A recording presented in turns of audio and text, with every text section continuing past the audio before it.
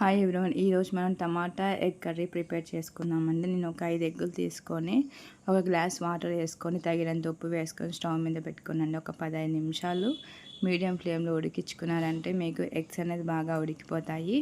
ఇంకా stove off చేసుకొని ఆ వేడి నీళ్ళు అనేది పారపోసేసి చల్లనీళ్ళలో మనము కొంతసేపు 10 నిమిషాలు ఉంటే ఎగ్స్ పొట్టు అనేది బాగా వస్తుందండి.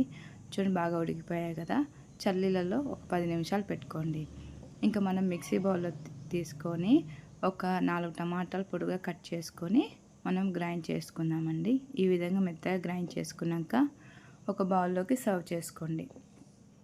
ఈ కర్రీ మటుకు చాలా బాగుంటుందండి, ఖచ్చితంగా ట్రై చేయండి. సింపుల్గా టేస్టీగా బాగుంటుందండి. ఇంక ఇప్పుడు మనము ఎగ్స్ చల్లగా అయిపోయాయి కదా, ఇంక ఇప్పుడు మనం పొట్టు అనేది తీసుకుందామండి. ఈ విధంగా ఈజీగా తీసుకోవచ్చు. చూడండి, నేను చెప్పినట్టుగా ఎగ్ అనేది ఎక్కడ చిక్కలకుండా బాగా ఈజీగా వస్తుందండి. ఈ విధంగా 5 గుడ్లు పొట్టు తీసుకొని ఒక ప్లేట్లో రెడీగా పెట్టుకోనండి. ఈ విధంగా తీసుకోండి. ఇంకా మనం పెనం పెట్టుకొని 2 టేబుల్ స్పూన్స్ ఆయిల్ వేసుకుందాము. ఆయిల్ వేసుకున్నాక 3 లవంగాలు, చెక్క, ఆకు బగారాకు రెడీగా పెట్టుకుందాము. ఇంకా మనము ఆయిల్ హీట్ అయ్యాక చిటికెడంత కారం పొడి వేసుకుందామండి. ఇంకా అలానే చిటికెడంత ఉప్పు వేసుకున్నాము. అలానే చిటికెడంత పసుపు కూడా వేసుకున్నాము. మీడియం ఫ్లేమ్లో పెట్టుకొని ఇలా 2 సెకండ్లు కలిపాక నిదానంగా ఎగ్స్ అనేది వేసుకుందామండి. 5 ఎగ్స్ వేసుకున్నాము. ఒక 5 మినిట్స్ లేదా 5 సెకండ్స్ మీడియం ఫ్లేమ్లో ఈ విధంగా కలుపుకున్నారంటే ఎగ్ అనేది బాగా వేగుతుంది. తినేటప్పుడు టేస్టీగా ఉంటుందండి. ఉప్పు కారం బాగా పడుతుంది కాబట్టి. ఇంకా ఇప్పుడు మనము చూడండి, ఎగ్ అనేది బాగా వేగింది. చూడండి, ఈ విధంగా వేయించుకొని ఒక ప్లేట్లోకి సర్వ్ చేసుకోండి ఎగ్స్ అన్ని. ఇంకా అదే నూనెలో ఉప్పు, కారం, పసుపు అన్నీ వేసాం కదా, మనము 2 చెక్క, లవంగాలు, బగారాకు వేసుకుందామండి. చిటికెడంత జీలకర్ర కూడా వేయండి. నేను మర్చిపోయానండి, మళ్ళీ వేసాను. ఇప్పుడే వేసుకోండి. ఒక 2 ఆనియన్లు సన్నగా కట్ చేసుకొని ఈ విధంగా వేసుకున్నారంటే కూర మటుకు చాలా బాగుంటుంది. పెద్ద పెద్ద సైజెస్ లేకుండా ఈ విధంగా చిన్నగా వేసుకుంటే త్వరగా వేగిపోతాయి, క్రిస్పీగా కూడా ఉంటాయి. ఈ విధంగా 5 నిమిషాలు కలుపుకున్న తర్వాత చిటికెడంతా కరివేపాకు వేసుకోండి. ఒక 7 నుంచి 8 ఆకుల వరకు.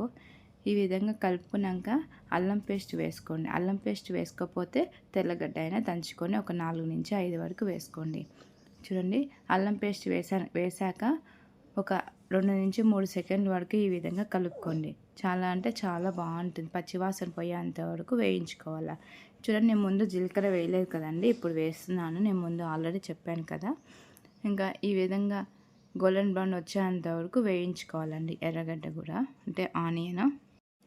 ఇంకా ఇవి బాగా వేగిపోయాయి కదండి. ఇప్పుడు మనం టమాటా గ్రైండ్ చేసాం కదా సూప్ లాగా, అదే బాగా వేసుకునేసామండి. చూడండి, ఈ విధంగా మీడియం ఫ్లేమ్లో పెట్టుకొని టమాటా సూప్ అనేది బాగా వేగిపోవాలండి.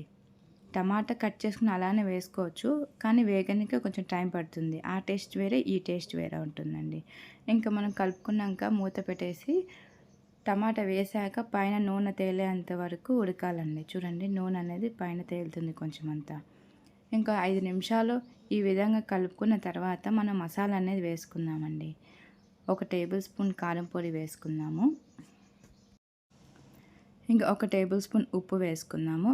అలానే 1 టేబుల్ స్పూన్ ధనియాల పొడి వేసుకుందాము. ఇంక ఇప్పుడు చిటికెడంత గరం మసాలా చిటికెడంత వేసుకుందాం. కొంచెం వేసుకోండి ఫ్లేవర్ కోసము. ఇంక ఇవన్నీ వేసాక ఒక 2 నుంచి 3 సెకండ్లు ఈ విధంగా కలుపుకున్న తర్వాత బాగా వేగాలండి. ఉప్పు, కారం అన్నీ వేసాం కదా, టమాటా, ఆనియన్స్ బాగా పడుతుంది ఉప్పు, కారం అని. ఇంక ఇప్పుడు మనము ఒక 10 నిమిషాలు మీడియం ఫ్లేమ్లో మూత పెట్టేసి ఉడికించుకున్నారంటే పైన నూనె తేలేంత వరకు ఉడికించుకున్న తర్వాత ఇప్పుడు మనకి కొంచెం గ్రేవీ అనేది కావాలి. ఇప్పుడు చూడండి, నేను ఒక గ్లాస్ వాటర్ చిన్న గ్లాస్ అన్ని వాటర్ వేస్తున్నాను. వాటర్ వేసాక ఈ విధంగా కలుపుకున్నాక ఉప్పు, కారం సరిపోయేలేవో చూసుకోండి. చూడండి, ఈ విధంగా గ్రేవీ అంత పలసగా కాకుండా అంత చిక్కగా కాకుండా ఈ విధంగా ఉంటుంది. మీకు కొంచెం పలసగా కావాలంటే ఇంకా కొన్ని వాటర్ వేసుకొని కలుపుకోండి. ఉప్పు, కారం సరిపోయేలేవో చూసుకోండి. ఉప్పు కొంచెం తక్కువగా ఉంటే వేసుకోండి. చూడండి, ఇంకా ఇప్పుడు ఈ విధంగా పలసగా ఉంది కదా, కొంచెం చిక్కబడేంత వరకు ఉడికించుకుందాం మూత పెట్టేసి.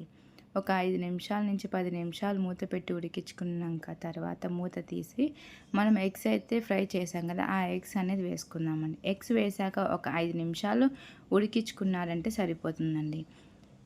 ఇంకా కొత్తిమీర తగినంత ఉంటే వేసుకోండి. కొత్తిమీర వేసుకుంటే ఫ్లేవర్ అనేది చాలా బాగుంటుంది. ఎగ్ టమాటా కర్రీ సూపర్గా ఉంటుందండి. ఖచ్చితంగా ట్రై చేయండి నేను చెప్పినట్టుగా.